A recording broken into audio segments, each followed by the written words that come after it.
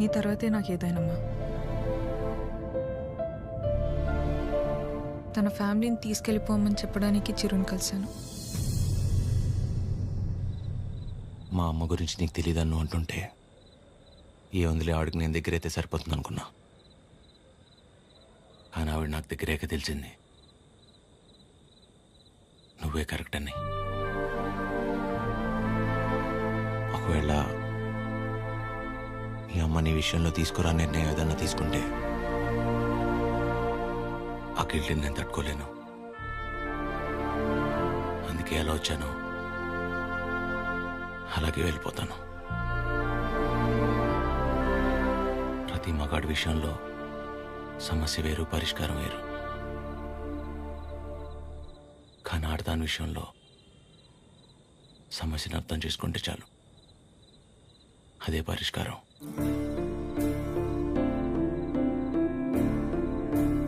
I miss you.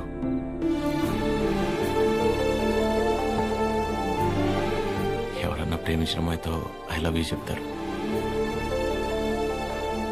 కానీ కనీసం I love you కూడా చెప్పకుండా మిస్ యూ చెప్పిన వాడిని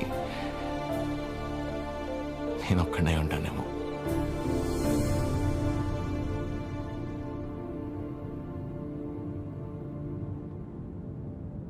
ఇప్పటిదాకా నేను ఒక్కదాన్నే నీ గురించి ఆలోచించాను, కానీ ఈ విషయంలో వాడు కూడా నీ గురించి ఆలోచించాడు. అనుకోకుండా ఆ తర్వాత రోజు ఏదేదో అయిపోయింది. అయింది చాలమ్మా.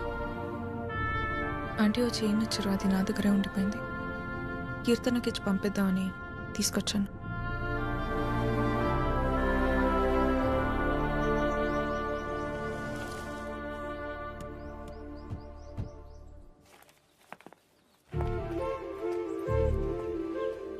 ఏంటి పద్మా, ఎవరు? ఏంటి, ఎందుకు అలా నించుని చూస్తున్నావు? రండి, రామ్మా. వెళ్ళి లోపలికి తీసుకురా. నువ్వు వెళ్ళు. పద్మా రండి, రామా కూర్చోండి. రా కూర్చో.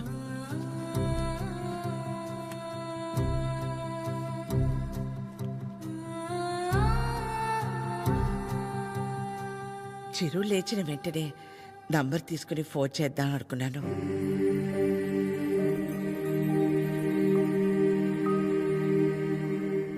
కాఫీ టీ ఏమైనా? పర్లేదు, థ్యాంక్ యూ. ఏమవుతు.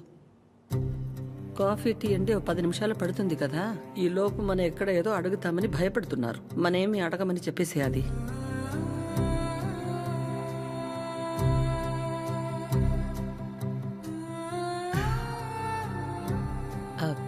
ఇంటికొచ్చినప్పుడు మీ చైన్ మా దగ్గరే ఉండిపోయింది, ఇచ్చేద్దామని ఈ మధ్య.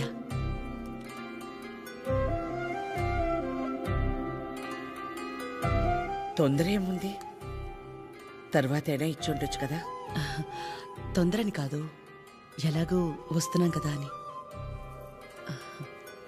నేను వెళ్తాను అది. పద్మ ఆగు, వాళ్ళు వచ్చారుగా. ఎందుకు అది ఉండి నేనుండబట్లేక ఏదో అంటాను, మళ్ళీ ఏదో అవుతుంది. నా వల్ల అయింది చాలదా? ఏదో బిడ్డవాడు కాబట్టి ఒక మాట కూడా అనలేదు. అదే వాడొచ్చి పద్మమ్మ నేను నీ కడుపున పుట్టుంటే ఇలాగే చేసేదాని వాడిని ఒక్క మాట అనుండే నా ప్రాణం తట్టుకునేదా? అందరి మనసులో ఉన్నదే కదా అది. నేను బయటికన్నాను, అంత మాత్రానికి అన్నెన్ని మాటలా? ఆవిడ పేరేంటి? జుట్టు ఇక్కడ దాకే సగంలో సగం ఉంటుందే. సరితలా మాట్లాడి ఉండకూడదు, తప్పే. నా బాధ సరిత అలా మాట్లాడింది కాదు. అంత జరుగుతున్నా నువ్వేం మాట్లాడలేదు, అందుకే. ఏం మాట్లాడాలి పద్మా?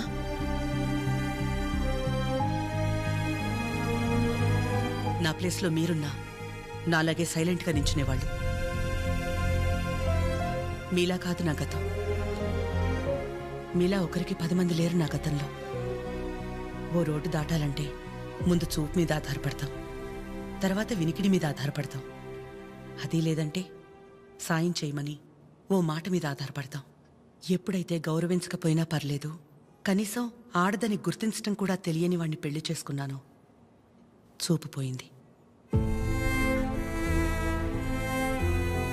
నా బాధ ఇదని ఏడ్చినా మౌనంగా ఉన్న ఇంట్లో వాళ్ల వల్ల వినికిడిపోయింది. సాయం అడుగుదామంటే ఎక్కడ డబ్బు అడుగుతుందేమో అన్న బంధువులు ఒకవైపు, సాయం చేస్తాం మాకేంటి అన్న రాబందులు మరోవైపు.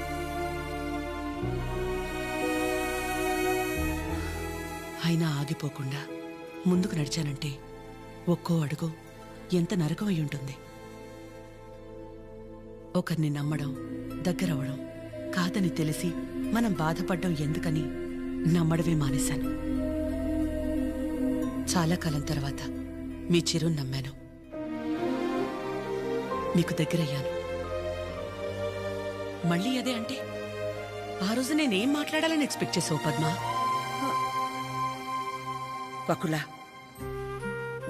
నువ్వు ఒక్కదానివైనా మేం 10 మంది అయినా పిల్లల విషయంలో మనం అందరూ ఒకటే. చిరు అనుకుంటే ఎంతసేపు మా అందరినీ కాదని ఎవరో ఒకరిని పెళ్లి చేసుకోవడం. ఆద్య అనుకుంటే ఎంతసేపు, కానీ మా అమ్మ 100% కరెక్ట్. తన తర్వాతే నాకు ఎవరైనా అని చిరుని మర్చిపో అంది. వాళ్ళకంటే ఎక్కువగా వాళ్ళు మనమే ముఖ్యం అనుకున్నారు. ఇలాంటి పిల్లలు దొరకడం మన అదృష్టం. వాళ్ళు కలిసి ఉంటే హ్యాపీగా ఉంటారని వాడిని పంపించామే తప్ప నిన్ను బాధ పెట్టాలనో మోసం చేయాలనో కాదు. నేను మాత్రం ఆలోచించినా ఎక్కడ నేను బాధపడతానేమోనని. తన ఇష్టాన్ని పంచుకోకపోగా నేను అపార్థం చేసుకుంటే కోపాన్ని కూడా చూపించకుండా తనలో తనే ఏడ్చిందంటే ఎన్ని కష్టాలిచ్చినా దేవుడు నాకు ఇలాంటి కూతుర్ని కూడా ఇచ్చాడని తెలుసుకోవాలనే కదా. అమ్మా, ఎందుకమ్మా ఇదంతా ఇప్పుడు? ఆపకాత్య, ఇలాగే కంటిన్యూ అయితే నేను నిన్నమ్మని పిలవాల్సి వస్తుంది.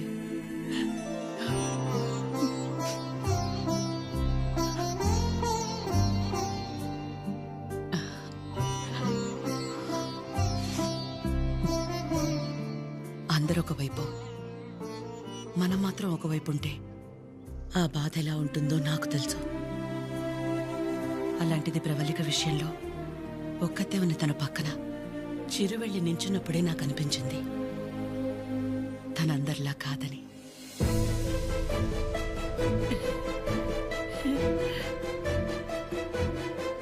తనంతటి తానొచ్చి మీ అమ్మాయి అంటే ఇష్టం, అందుకే ఇదంతా అని చెప్పుంటే ఖచ్చితంగా క్షమించేదాన్ని కాదు.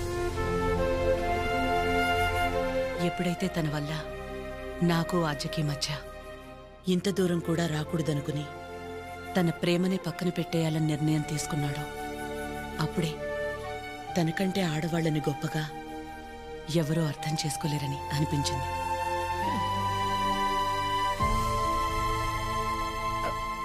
అంత అనిపించిందంటే మా చిరుకి మీ ఆద్యాన్ని ఇచ్చేవచ్చుగా. మీకంటే బాగా చూసుకుంటాం మీ ఆద్యని. చిరు ఆద్య జంట చూడముచ్చటగా ఉంటుంది. పెళ్లి చేసేద్దామండి.